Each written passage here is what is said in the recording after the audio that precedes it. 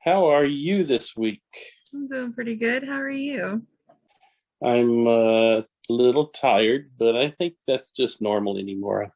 Yeah, This we've still been on that traveling run, so probably I don't know, done another 1,500, 1,800 miles in the last week and a half. So I'm about to do more uh, tomorrow.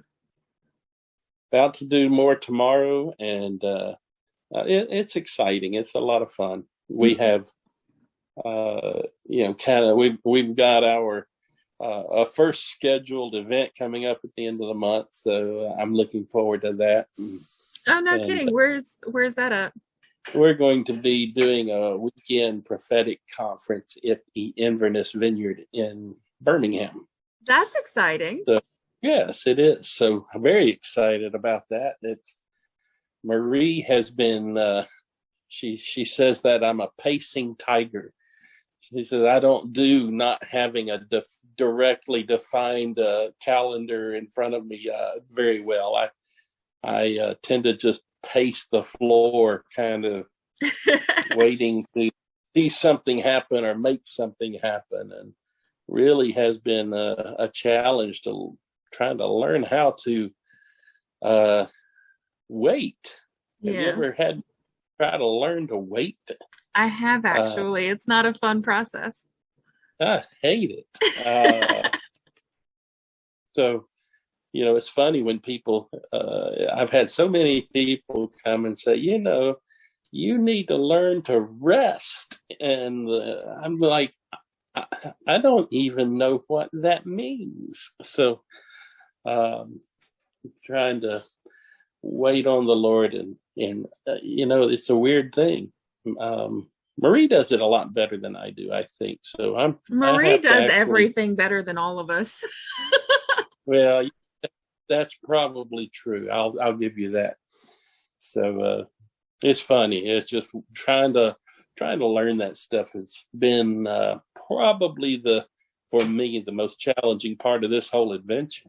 Mm, But definitely, I have to. I take some cues from my wife because she is pretty consistent with that stuff. So so you guys got you an RV finally. we did. I mean, I talked to you last time about some of that process because I don't know. We probably started looking at them at least, sort of trying to figure out what it would be we would want if we wanted one. Probably 3 4 months ago. Mhm.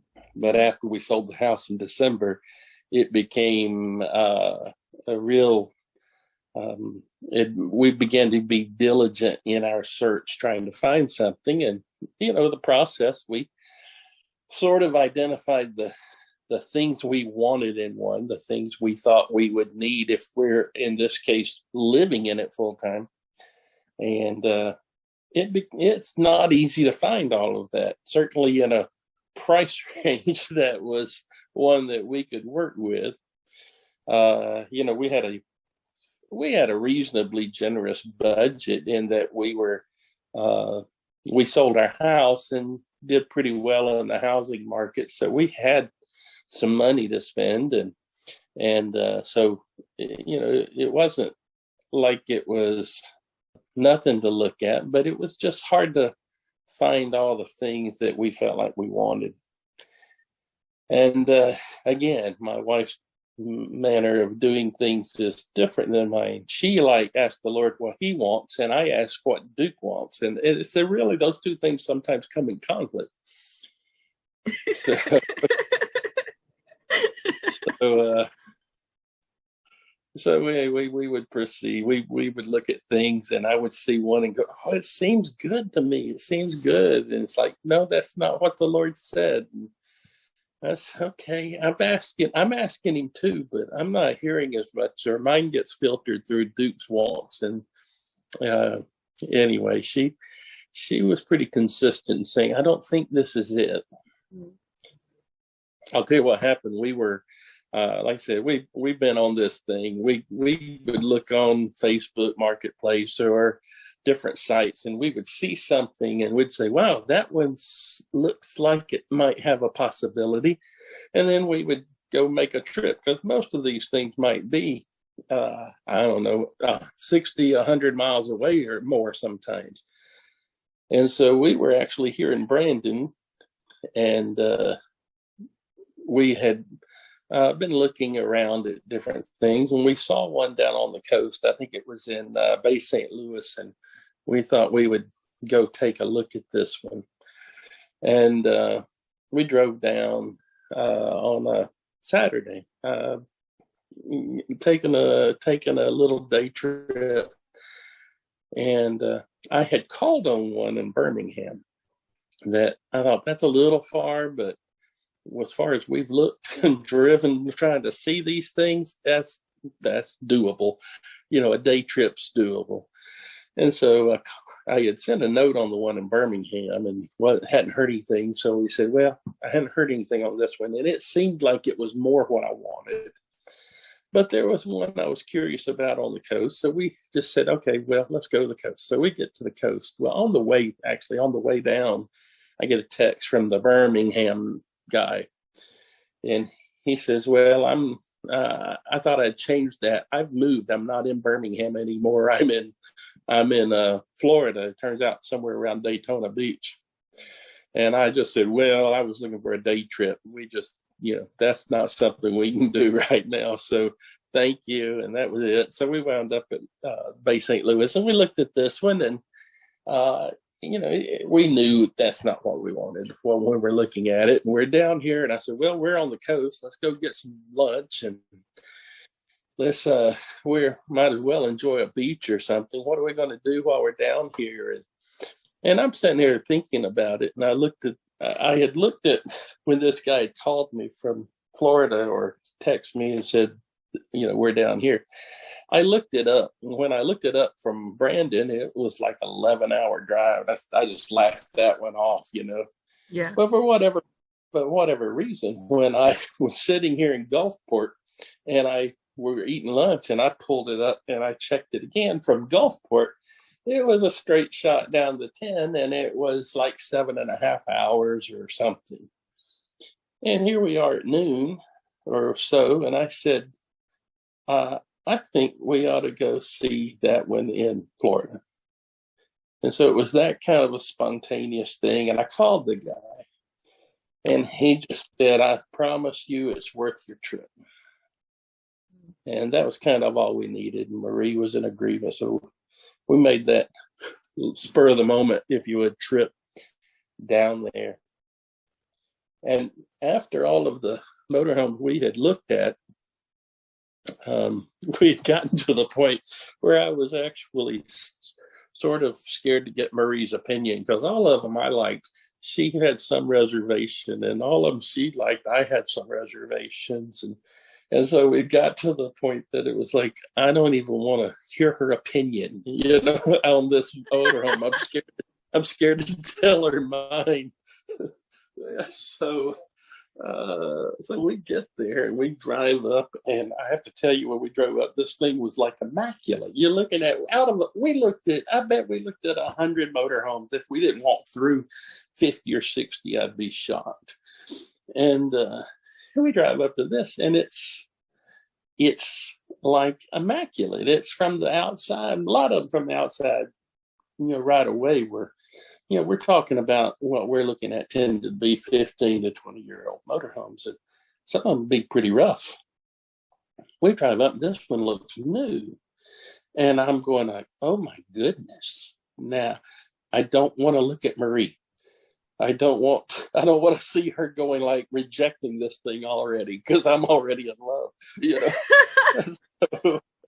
So we walk around it and look, and she kind of goes one way. She tends to look at things on the outside and the storage areas and things, and I just kind of tend to want to see if it's pretty, and so she's looking at stuff outside, and I go inside, and I'm walking around it inside going, oh my goodness, I love this thing.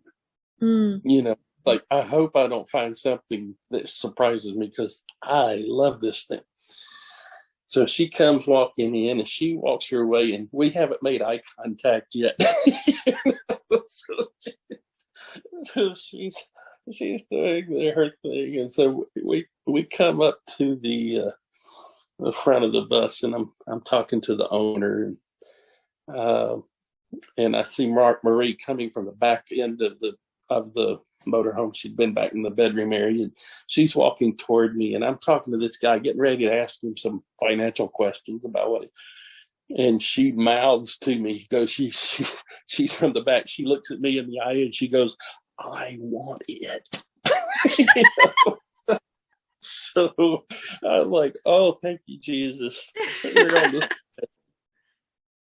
So anyway, we wound up, and really all the things that we had wanted, the things that were on Marie's list of, kind of, I gotta have, I think this is what we need to have. And frankly, on the financial side of it, I had given up virtually of finding something in the budget that I had wanted to go with, and I was already going, I'm going to have to raise it. And where I was looking at things that were significantly more expensive, not wanting to do it, but feeling like I might have to get what we wanted. And this one was higher than the budget that we had both agreed was where we felt like we should be. So when I went and asked the guy how much he wanted, I already knew what he had it posted for, and it was quite a bit more than I was wishing it was. But by the time I got to this point, I would have paid, easily, because I couldn't find it. And he gives me a number, and it was $100 under the number Marie and I had set at the start of this thing. That's amazing. So we wound up just looking at each other and almost crying right there. It was just such a cool moment. Mm-hmm. And it just there were other things just regarding it that it felt like a divine appointment. The man that we bought it from had bought it for his wife and him. He had discovered that his wife had terminal cancer, and he wanted a trip with her, and they had been planning. And so he bought it, dressed it out, completely redid everything in it. And then she passed away the week before they were to leave in it. Oh, no. So, just what an opportunity we had as we just began to, we've gotten to know him a little bit, prayed for him, just have had several times now we've gotten to minister to him, and actually are becoming friends. We'll be spending next week with him. So I think there's some divine appointment stuff going on also. Yeah. So. Oh, wow. So what is having this mean for you guys going forward? What does it change? Well, I have less room for the pacing tiger to walk.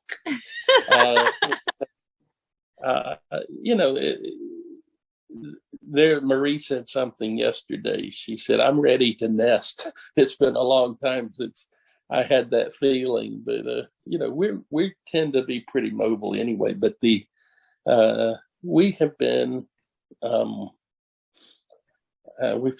we haven't had a place that was our place, that was our bed, that had our stuff.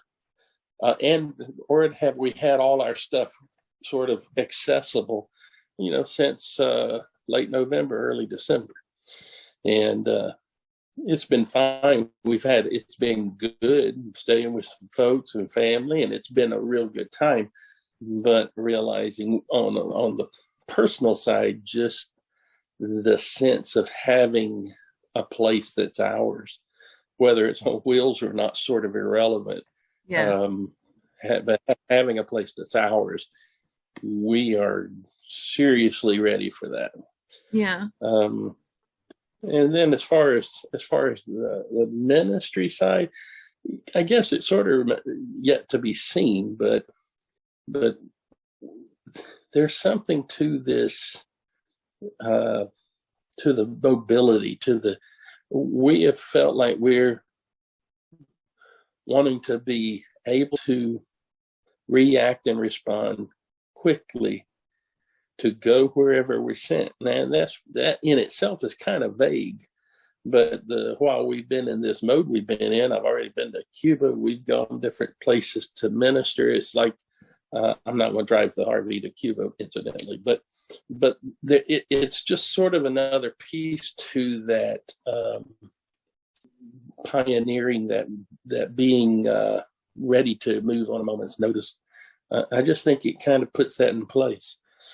And in practical things, we're looking forward to being able to go to an area that we're going to go minister in, and really just have our stuff, have our home, be able to stay there until the Lord says go somewhere else. I don't necessarily see us going to minister and then turn around driving back to a home base necessarily.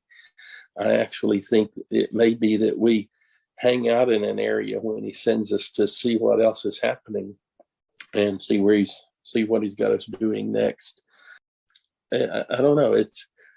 It's just, as much as anything, it's obedience to what we knew to do in this call God had given us. Yeah. Not everything is clear. That is for certain.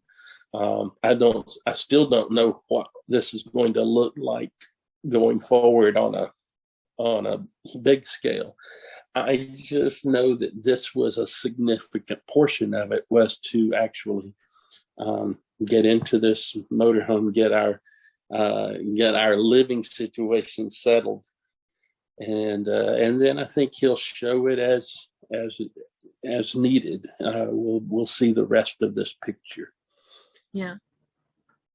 So when you started this whole discernment process, like at middle of last year, I think it was, kind of the vision you pitched was you guys doing basically this, but like going around and encouraging leaders and building up churches in our region. How has that evolved for you over this process? I still see that. That's actually still the base of what I think we're supposed to do. How to do that is still, I'm kind of narrowed into prophetic ministry, and this season seems to be what God's breathing on. And I think I mentioned last time we talked was that prophetic ministry side of this thing is so inherently an encouraging and edification product. It's about encouragement, edification, and comfort. And that being what the churches and the leaders in particular are so desperate for right now, that it just seems like that is the vehicle God is using. And so I've actually narrowed our message a little bit tighter to say, when I'm talking to somebody, let us come and do some prophetic ministry, equip in the prophetic, and allow us to bring that to you in your church.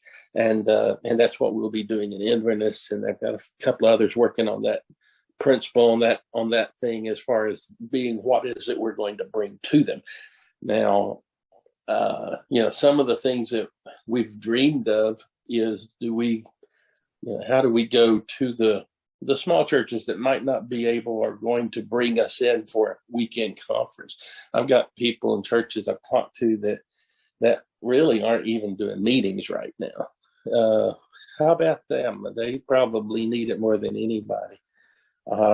Talking to a coaching group and coaches, pastors, and that seems to be one of the big issues. Is they don't know what their calendars look like. They don't know if they got people who would show up for something. They don't know if they've got the budget to do anything. So how do we get into those places and be able to, and what would it look like? That might not be a 3-day prophetic conference. That might be an afternoon in your living room with your leadership and just praying with each other, and I honestly would like to see that develop. And that's actually not as clear as how to make, go make that happen as doing a 3-day conference at your church. Yeah. I don't know. That's one of those things that we're still praying over and hoping the Lord will open some things up.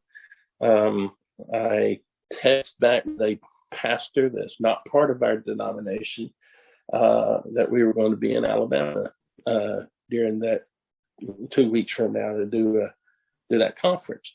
I said, I would love to come, maybe just spend a day on either side of that conference with you at your home, or go out to eat or something where we can have some FaceTime with this pastor who I know is in a place of struggle.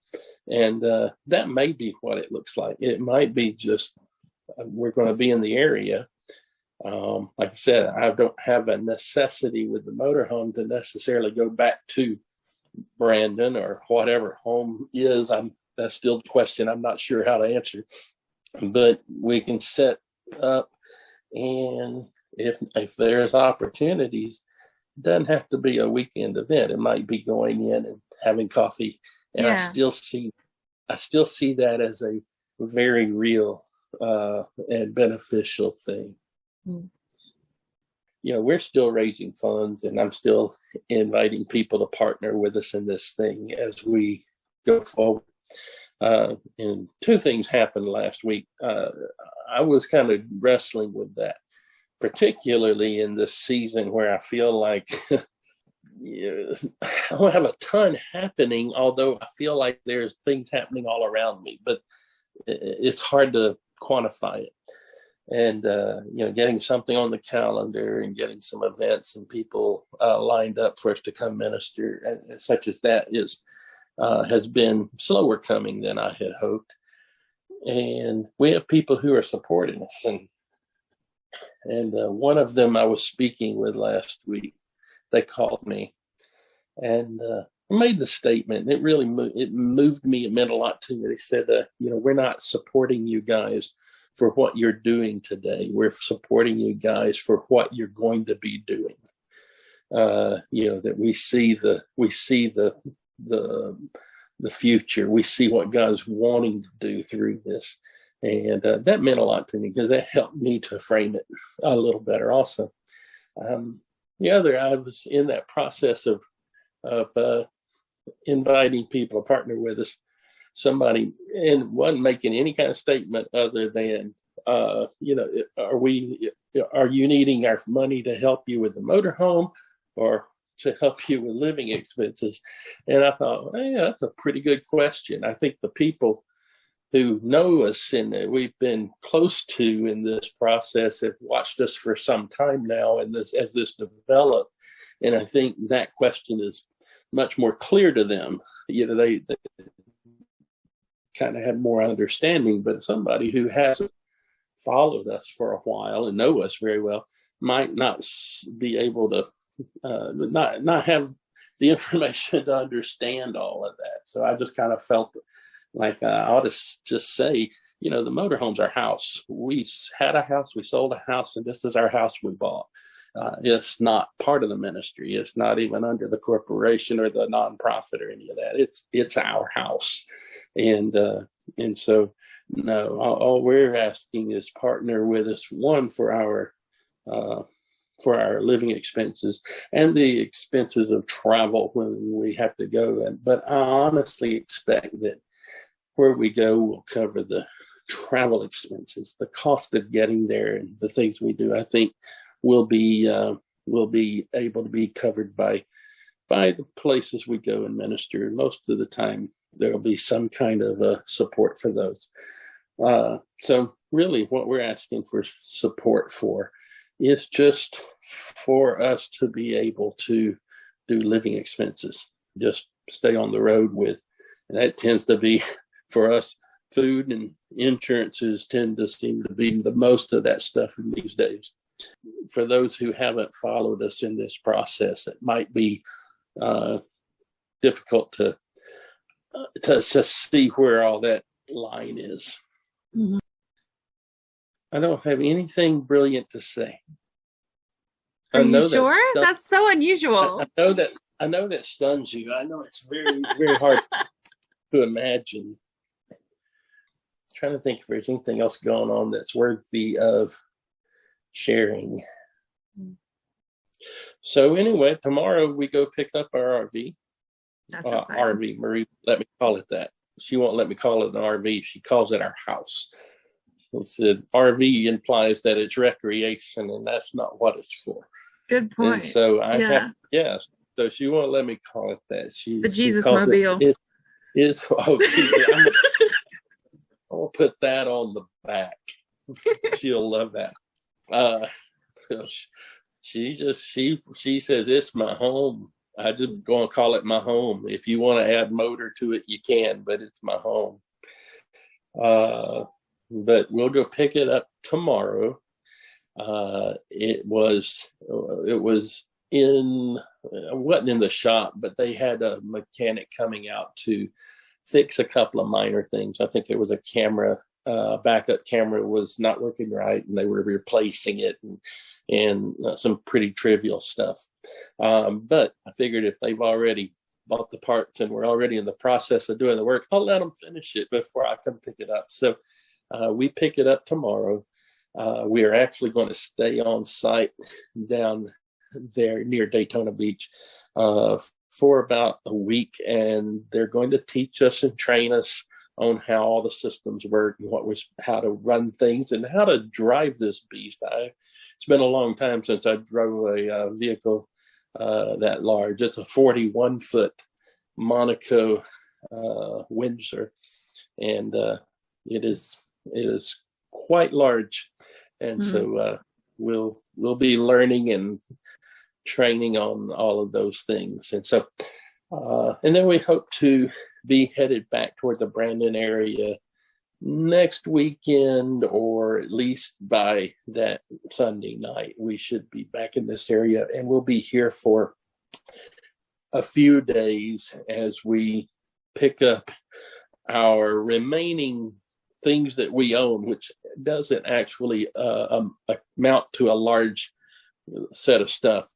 We have some things in storage from when we sold out, and we will be picking that stuff up and trying to find a place for that which needs to go with us on this new home. Yeah. And so that will be the week after we'll be doing that. And then really after that, it's only a few days till our first event in Alabama. So we will likely head that direction and set up there. So that looks like our life for the next few weeks. Yeah. So you kind of gave me an abbreviated version of it, but like, can you recount the thing with Miss Gayla about how the word she gave you? Well, the word Gayla gave us was regarding my lack of patience in this thing. And she gave the word, people aren't supporting you guys for what's going on right now. Yeah. They see a future, and they're supporting you guys for the vision for the future that God's going to do through you. Yeah. And that word was really key. I was wrestling with that particular question. Matter of fact, Marie and I, just an hour or so ago, I had said something to the effect of, I feel like if we don't have some things really popping on the calendar, we're not out there doing this stuff, we're not out there fulfilling what we've said we were here to fulfill, that I have a hard time really going out with confidence to ask for the support that we really need to go forward. Yeah. Gayla's work was so key. She called within an hour of that conversation, and that was her word for us. And it was like the Lord just, spoke directly to where I was and what I was wrestling with. So very helpful and very cool the way the Lord will speak. Again, thinking of the power of the prophetic to encourage. Yeah. It just was so encouraging. It's just lifted something that I had been carrying for that last week, and it just lifted it immediately. So it's just the power of the prophetic to to encourage us when we are needing encouragement. And that's what you're getting ready to go do. I am. I am amazed here lately. One, I never considered myself, Marie, maybe more than me, but I never considered myself particularly prophetic. Oh, that's surprising. Really? True. I mean, I just never did. I feel like that's most of what you did. Like, not most of, but that was a big chunk of what you did. Well, again, I guess maybe it's all definitions. You know, I don't know. If you had asked me if I was prophetic, I would have said something like, sometimes maybe a bit, you know, in the same sense that sometimes I'm evangelistic and sometimes I'm apostolic. You know, it might be a piece of some of what happens sometimes, but to identify that as a primary part of our ministry, I would definitely have never thought to say. But in this last 3 months, it has been front and center, like magnified many times over what I've ever really experienced. And it just seems like that's what the Lord keeps saying is this season, this is what's needed. Yeah. This is what these times call for. And so I'm excited about following that through. And we teach that we hear God for ourselves, right? That's a big part of our whole theology, our whole way of training, is that all of us have the Holy Spirit within us if we're a believer. And that I believe the Holy Spirit speaks to us and we can hear and learn to hear the voice of God. But Marie was making a comment to somebody. I heard it this morning at church. And she said, you know, I have a hard time hearing God for me. I can hear him for everybody else. And, you know, I think that's more common than we think. I think that even those of us who believe the Lord speaks and we can hear him for ourselves, there are some things and some times where, as much as I believe that, and I do hear the Lord, there are some times I have a lot harder time hearing him for myself than hearing there's somebody else coming and saying, here's what I'm seeing in your life that the Lord wants to speak into. And, you know, there's so many filters in our own mind that get in the way.